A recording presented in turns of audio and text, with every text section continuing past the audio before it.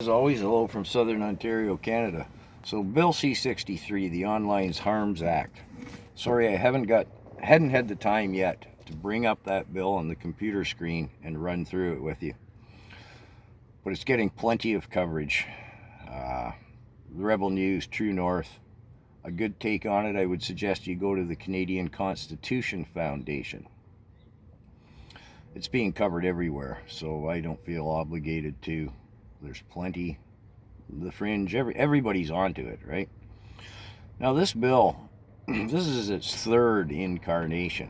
I remember making videos about this, I don't know what, 2 years ago, probably.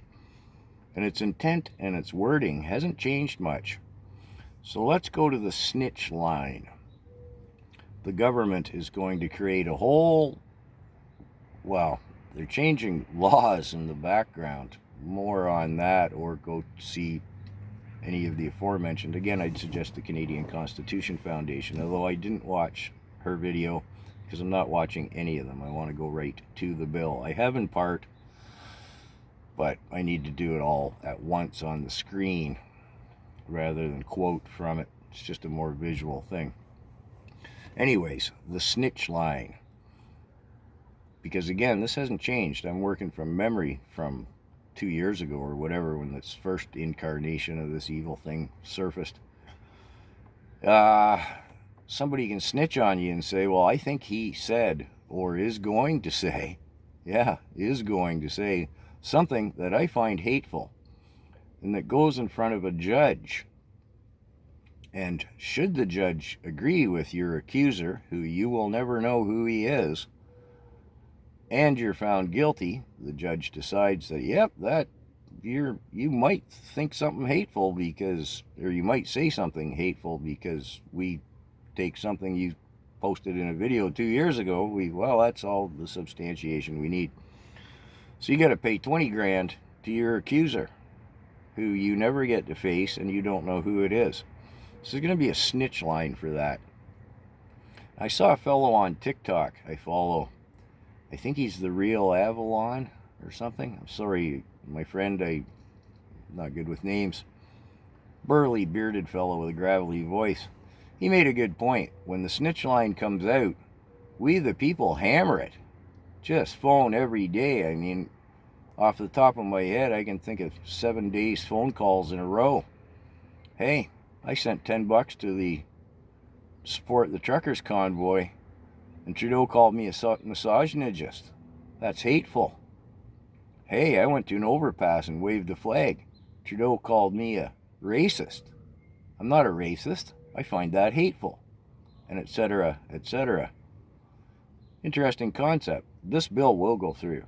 The Supply and Confidence Agreement. I don't understand why people don't understand that that negates our parliamentary process, our parliamentary democracy process. So it will go through. Will it go through before Parliament breaks for the summer? Well, it's in front of the Senate now, and the Senate's stacked 75% in Trudeau's favor, so it's just a matter of formality. And when it does come through, we're in big trouble. Big, big trouble. This is a terrible, terrible bill. And when you tie it in with C-18 and C-11, people seem to forget. Let me backtrack a little. C-18 and C-11, we're not seeing news on, well, Facebook's one. They just refuse to comply with Trudeau's extortion. If the government says YouTube, Facebook, whatever, shouldn't have posted that news, we're going to fine you. And they said, hey, the Canadian market isn't worth it, so we're just not going to post any news for the Canadians. And a lot of people don't see that, realize it, because it's just gone. If I want to see Sky News in Australia, I can, but it's not going to come up on my feeds. You can't send me an attached link on my YouTube channel. You can in my email. Bill C-63, the Online Harms Act, it lets that governmental body access all of our emails, PMs, DMs, the whole shooting match. Its intent is clear, and it's got nothing to do with the children.